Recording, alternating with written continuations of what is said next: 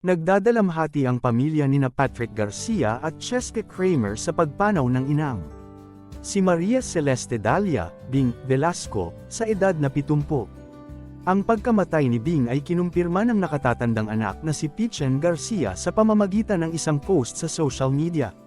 Nakasaad dito, "To those who know, loved, and cherished every moment of our mom's vibrant and beautiful personality. Final wishes, messages and service will be on April 26, Friday 7 p.m.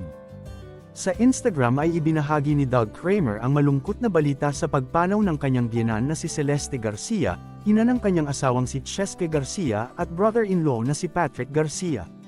Sa isang taos-puso at mahabang post sa Instagram inalala niya ang mga hindi malilimutang sandali ng kanyang pamilya kasama si Celeste. Wala siyang ibang masabi kundi mga salita ng pagpapahalaga para sa kanyang biyenan. Ipinahayag ni Doug ang kanyang pagpapahalaga sa impluwensya ni Celeste sa kanilang pamilya. Naalala rin niya ang masasaya at di malilimutang mga sandali na pinagsamahan nila. Higit pa rito, tinawag ni Doug si Celeste na "best mom-in-law" and "the coolest grandma". Ipinahayag niya kung gaano siya mamimiss ng lahat sa pamilya.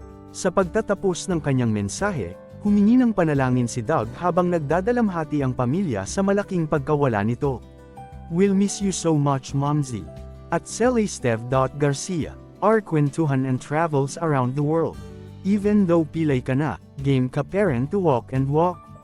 I'll never forget when I had to look for you in Amsterdam because you got lost for miles away from us because you enjoyed shopping so much, and seeing all the beautiful artwork there. You used maps and walked in circles because you clicked the icon of traveling as a vehicle. That Europe trip was a dream come true for you. We're so happy we brought you along to enjoy it with us." Dagdag pa niya, "The best mom-in-law anyone could have.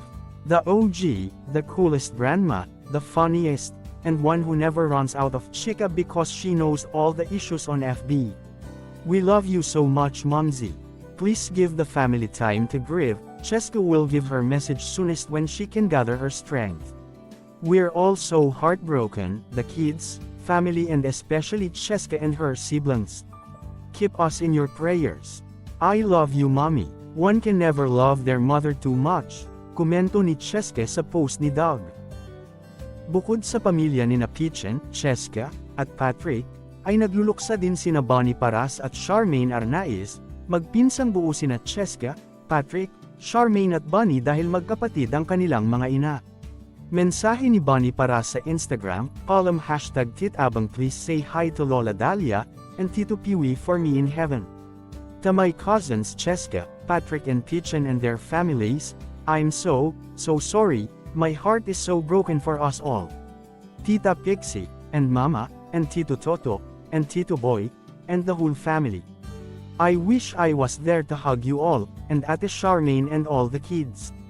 Thank you for the great memories I had with you all during my stay in the Philippines.